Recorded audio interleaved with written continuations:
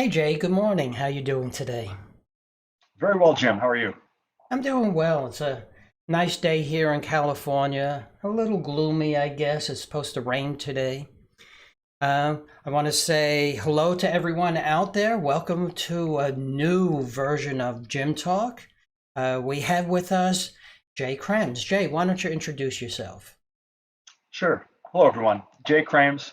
I am the governance and curation leader at something we call PwC Labs. I've been with PricewaterhouseCoopers or PwC for almost 21 years now. I've been in various roles with the firm, most of them in the areas of risk management, corporate governance and ethics, corporate compliance. I refer to myself as a recovering litigator, so I'm an attorney by training. I did practice law for a number of years before seeing the light and going off into the business side. And like I said, been with PwC for quite a while. Started off in consulting, did various back office positions, and then it eventually morphed into the role that I currently enjoy now. That has been quite a challenge and really exciting. And on the side, since we're talking about leadership, I'm on the board of directors and am a mentor with Take Stock in Children of Manatee County, Hmm. which provides mentors to kids who are socioeconomically disadvantaged, but are really good students and would like a college education. And what they do is they sign a contract with their parents and they meet with a mentor once a week and they keep their grades up and they stay out of trouble. And assuming that they get through the program successfully, they're guaranteed a scholarship to college where we can continue to help them there. So, Wow, that's great. I yeah. didn't know that about you, Jay. Yeah, that's pretty new because I'm living. I know you're out in California, Jim, but I'm down here in sunny Florida, and still have a smile on my face because I'm still not here quite 2 years yet. I came down from Chicago, where the weather's not nearly as nice, so still enjoying Yeah. that novelty down here. I get that. For our listeners out there, this is Jim Talk. This is a Thursday morning show. Come around 8:30 in the morning if you're on the Pacific Coast, 11:30 if you are like Jay on the East Coast. Bring your coffee and we'll have a chat about leadership. I'm your host, Jim Saliba. I'm a executive coach where I help leaders grow to be their full potential. So I'm going to come back to you, Jay. You started a whole new product or service in the PwC umbrella. Can you tell us about that? Sure. So, and people, and by the way, all the opinions expressed today are my own and not those Thank of you. my employer. But, when people think of PwC or PricewaterhouseCoopers, the first thing that comes to mind is sort of a stodgy accounting firm, right? And we have been for well into our second century now. Not stodgy, that is, but an accounting firm. In addition to professional services around tax, and we have business consulting, advisory services, and so forth. But you know what? PwC recognized the need to upskill our staff to automate as many processes as possible. If we're going to continue to move forward, and if we're going to be able to advise our clients in these areas, the idea was that we were going to have to learn to automate processes to help ourselves and increase our efficiency, in addition to helping our clients. And so we started off internally with something called PwC Labs, and a component of that called Digital Labs. Basically what it is it's an app store, but it was born out of a strategy to, like I said, empower our people. So PwC basically enabled 55,000 US based employees with training, upskilling, and subscriptions to software. um, some of it is workflow software, some of it is visualization software, some of it is robotics software, and created these programs to train people to automate the day-to-day sort of rote repetitive tasks that they do all the time, and then share those automations across the firm, across all practice areas. So for example, somebody who's working, a senior associate working on a tax engagement in California, doesn't necessarily talk to another senior associate who's working on a completely different set of clients out here in Florida, right? Or in New York, Mhm. or anywhere else. So how great is it to be able to automate some of these similar tasks and then share that automation so everyone around the firm can use it. So we do that on a platform that's similar to an app store. We call it Digital Lab. It's all internal. and we have about 6,500 assets. We've been doing this for about 2 years now, 2.5 years. We have 6,500 individual assets up on Digital Lab for our colleagues to share with each other. But of course, when you think of an app store and getting things up and loaded, a lot of things, I'm a risk manager, right? So a lot of things that go on behind the scenes has to be done before you can just throw something up, right? So you need to create policies and processes around making sure the thing works on the platform, first of all. Make sure that if it's going to go outside of the firm and access third-party websites, that we're not exposing the firm to risk by potentially introducing any malware or viruses, number one. Or number two, that we're actually permitted to allow robotic software to access these particular sites and draw the information that we're looking for. We have a legal right to do that. Or does it pose any additional risk? Right? We have to make sure that we're not storing user credentials or passwords, all kinds of things. But we needed to create a rule base around that, and that never existed before, because PwC, to my knowledge, is the first company in the world to create this upskilling environment at scale, right? Wow. Where you've got basically everyone across the firm, and I couldn't do that by myself. Yep. So in order to do that, we had to hire a team. Well, of course, but I picked out two numbers while you were talking, and I wrote them down here. You had 155,000 instant users. 55,000. And what's that? 55,000. 55,000. 55,000. 55,000. Still a large number. 55,000 instantly that you had to serve. And 6,500 assets within 2 years. That's right. Wow, a startup would be totally jealous at those numbers. And it's funny, we view ourselves as a startup within a large corporation, right? That was the philosophy of our leaders, and that was the philosophy that we all embraced as we continue to drive this forward, from inception through operation now. So considering yourselves, you said here we are, a 2-century old accounting firm, which has its own personality that goes with it, its own culture. Yet you have this startup culture at the same time. How did they conflict with each other? It's, we are so conservative in general as a firm. Our philosophy is one that is risk averse, right? First of all, a good portion of our business is regulated. Our audit practice, for example, which is a very large portion of our firm, and what we were founded on, is a highly regulated business.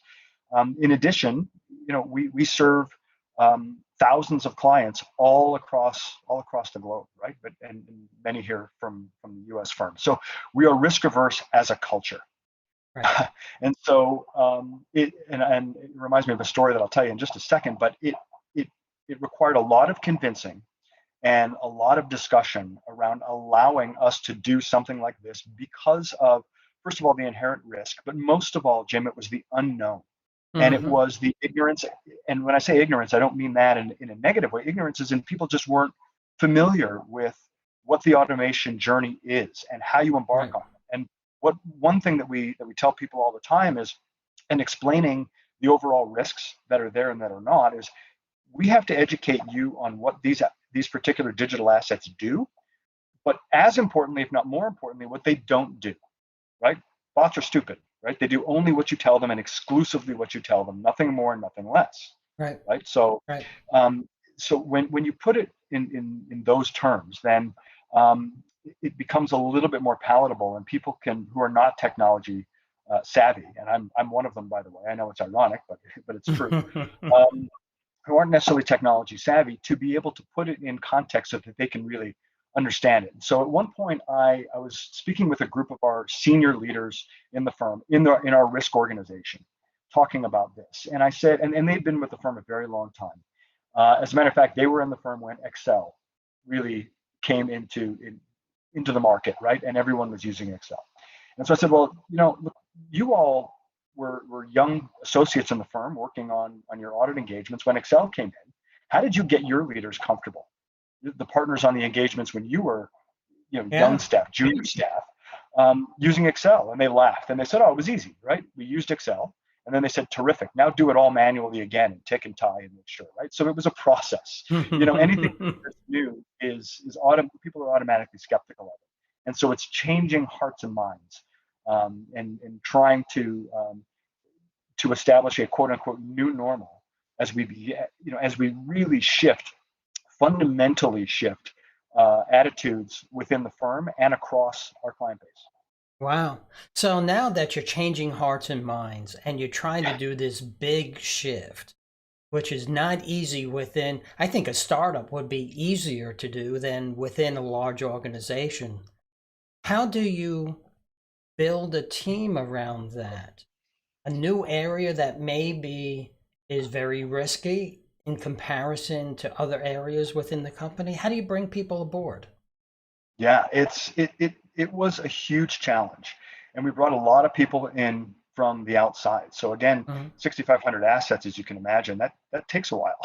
Yeah, And so we had a fair number of people that we brought in, and the skill set that we were looking for didn't necessarily exist before. Well, the skill set existed, but the job description never existed. As a matter of fact, I had one of my staff, yeah. we ended up hiring, come into the interview saying, I Googled automation curator before I came in here, and the only thing that came up on Google was this job posting, right? And so I said, yeah, we are literally making this up as we go along. I use cliches all the time, Jim. You're aware of Yep. that, but one of them is we're building the airplane while it's still in the air, right? And so this is what I was explaining to these folks, but they needed to have regular business acumen. They needed to have technical acumen, right? They had to be at least familiar with one, if not more, of the software solutions that we were providing, either the visualization or the robotics or the workflow software that we were providing, and the willingness and eagerness to learn the others and more, because we've added asset types over the last couple of years um, as well. And so it was it was a challenge to find the broad spectrum of skills, Right. and then to your point, to join a very well established firm, yet a practice that was brand new. And right, this thing can either take off and it'll be the best thing ever, or it can crash and burn in 6 months, and we're all looking for work, right? So, Yeah, yeah, yeah, definitely. yeah. So tell me more. How did you get those people in, and what challenges did you have in choosing them, picking them? You couldn't, it seemed you couldn't just go through the 55,000 people that you had as an audience and choose from there. Well, not necessarily, right? Maybe a couple, but also understand we don't want to cannibalize from our own practice either, right? So, and at the time, this is like we talked about. This was really a startup. Hmm. So, the the group that we would be pulling from internally, while we absolutely did do some of that, were very well established within their own roles and weren't necessarily keen to come over to this shiny new object necessarily. So many of them, um, most of them actually came in from outside, and it was literally trying to convince them of our vision, of our mission, of the goal, while telling them that, when they say, well, what's a typical day like? My response to that, I don't know. We haven't had one yet, right? And and I said, I told them to a person, right? I said, here's one promise I can make you. Well, I can make a couple promises. Number one, you're going to be part of something incredibly exciting that's never been done. You're going to be at ground zero of building something that has never been built before.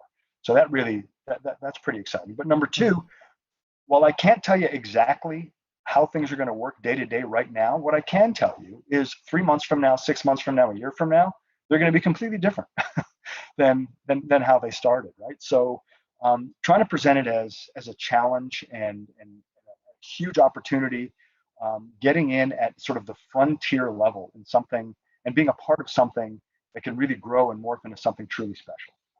I thought that was very interesting. You said the job 3 months, 6 months, a year from now is going to be different than what it is today. And you have to interview for that, knowing that. That's right. But I believe that's true of almost any job in the tech industry, at least in my experience. And this is where I think hiring managers typically go wrong. They are hiring to fill a job that they have right now, and they look for the skill set for that.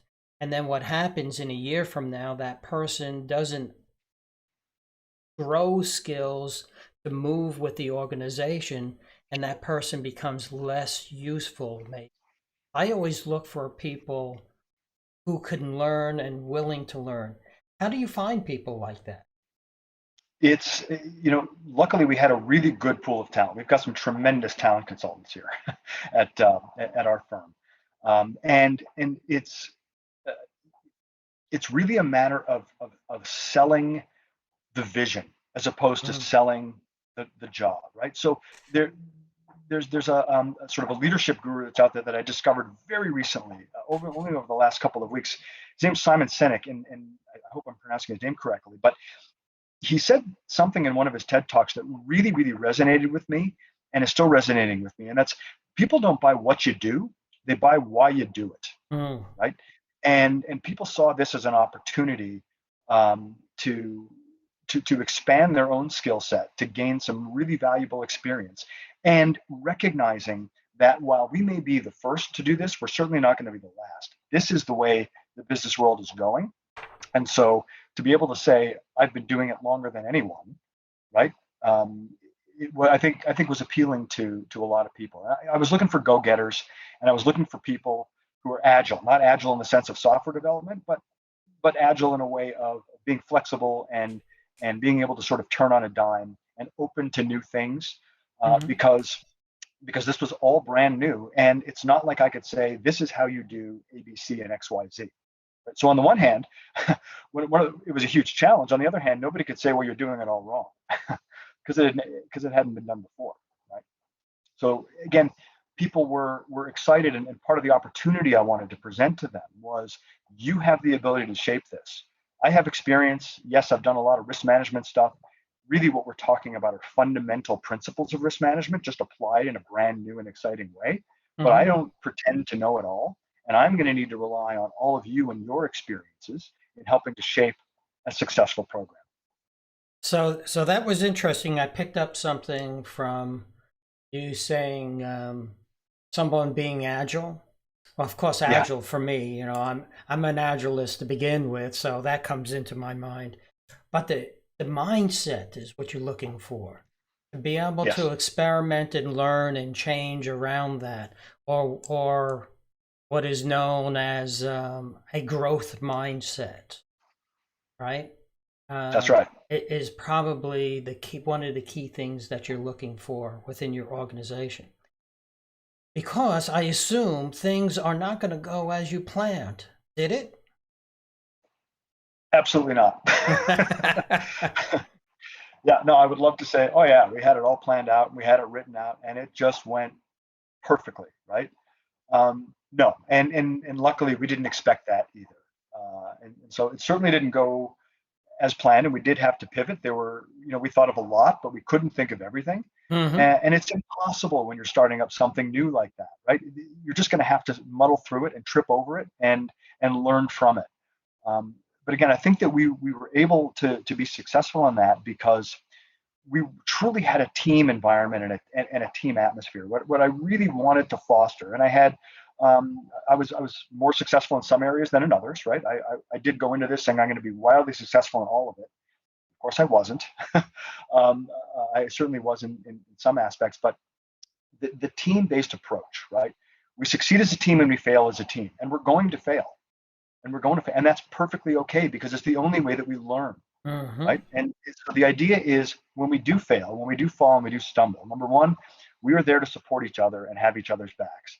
Number two, we are going to learn from our mistakes, and we are going to get better as a result of them, and then we're going to share that knowledge um, across broader audiences within the firm and beyond. So, in my experience, people have a hard time with that word failure, right? We're going to fail, we're going to make mistakes, and people have an adverse reaction to it. So, I've learned to change my language around a bit and saying, we are going to run an experiment, right? I take people back to their fifth grade science project, right? We put a hypothesis. This is how we're going to test the hypothesis. Did it work or didn't it work? right? Did we prove it or disprove it? So instead of saying we're going to do this, I say we're going to do an experiment, and we're going to see what out of this experiment, we're going to see what we're going to do next. So it facilitates that whole learning culture piece that you're talking about in a way that people aren't afraid of. That the Yeah. word failure doesn't come in there. Yeah, and people are afraid. I think I agree, Jim. People don't like that word, especially around a culture like PwC, right? You're talking Yes. about 55,000 type A overachievers, right? And so failure is not an option. But I can tell you from the top of our firm, from our senior partner all the way on down, that message was loud and clear. We are embarking on a journey. We are embarking on something brand new, something that will upskill and fundamentally change the way that we work as a company and the way that we're able to advise our clients and provide value to all, Hmm. to all of our clients, right? We solve important problems and, and, and help a lot of companies grow and so forth. And we're gonna take those learnings and we're gonna be able to apply them there. In order to do that, we're gonna fail, Right. right? And we're gonna fall and we're gonna learn. And I think that hearing that message all the way from the top was was fundamental to our success. That leadership buy-in and that leadership attitude was absolutely key and remains that way. So since we talk about leadership, how has this changed or adjusted your leadership style in the past 2 years that you've been running this project? Yeah, it's been crazy because I've never led a team like this before. Hmm. I- I've been, I've been doing this a long time, but it's mostly on either very, very small teams from project to project or engagement to engagement, or I was kind of a lone wolf within working on teams, but doing my role almost in a vacuum, right? Lean and mean, so to speak. So this was the first opportunity that I had to really lead teams. And one of the things that I didn't mention in the intro, but a huge passion of mine was being a youth football coach. And up in Chicago, I was a youth football coach for a number of years. And if you would have asked me 10 years ago, I would have said there's no chance I would ever do something like that. But it became an incredible passion of mine. And so I figured, and I did have some success there, which was great. And I said, I am going to take those leadership principles as a coach and I'm going to apply it to my team. Hmm. And and it worked kind of, Okay. but it also didn't work in other ways, right? So you talk about how did you, and that's why we need to be agile and adjust, right? So what one thing when you're dealing with a group of professionals, even though many of them were early in their careers, Yeah. um, you're still talking about really smart, right, educated, uh, very driven, focused people. You're not talking about 11-year-old kids, right? That you can just keep in line that way. And so, I found very early on that some of my rah sort of tactics and messaging just, I mean, it went over like a lead balloon, right? It Hmm. landed with a thud. I said, okay, time to readjust, right? And why is it happening that way? How do I get that message across without, sounding ridiculous to these people? So then it really was more um, sort of toning that down, and again, the teaming approach and saying, you're here to help me. I'm here to help you. You're here to help me, but we have to help each other. We have to collaborate as we build this brand new service that we're running within the firm, and that resonated. Right, getting not just allowing them, but encouraging them and even requiring them to have their own skin in the game. Hmm. Right, to really drive this forward and be and us to act as partners. Right, I was never big on the hierarchy. Right, I'm a director of PwC, and you know what? Everybody that was on my team, they know what my title is. They know how long I've been there. Great. Now that we're through that, now that Right. we've got Right. that out of Right. the way, can we just get to work, please? Because none of that matters. None of that really matters insofar as we need to work together and collaboratively, or we'll never make this a success. That's really interesting. Um, I talk to a lot of people about that type of concept. I say in the 1900s, the US Most of it was manufacturing, low educated workers. Um, so we built this hierarchy, command and control type businesses to make that work. And that works in that environment.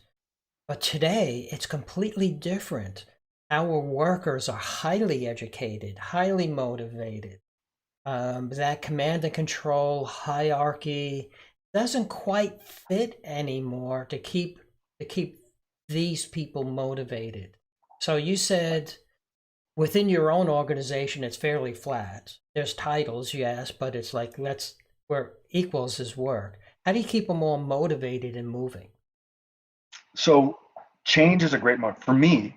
Um, the way I stay motivated is through change and opportunity. Once Mhm. things start to stagnate and become repetitive and boring, I I check out, and I think that's the case with a lot of people.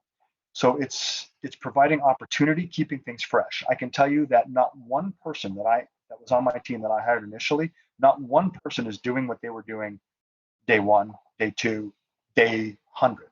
Right? They've all morphed into other roles. A number of them have been promoted, and so they're doing other things within our overall practice and what we're doing in PwC Labs. Some of them have moved out of my core team and onto other things as well. And on the one hand, you hate to lose people like that. On the other hand, I'm thrilled to death, right? Because this is, first Yeah. of all, it's what I promised them when they were being hired, and second of all, watching them develop has been unbelievably fulfilling for me, and it's been great for the firm, right? It's been just great for the firm. Hmm. So I think it's that constant pace of change and opportunity and growth that keeps people going. I think you really display the type of leadership that I talk to leaders about all the time today.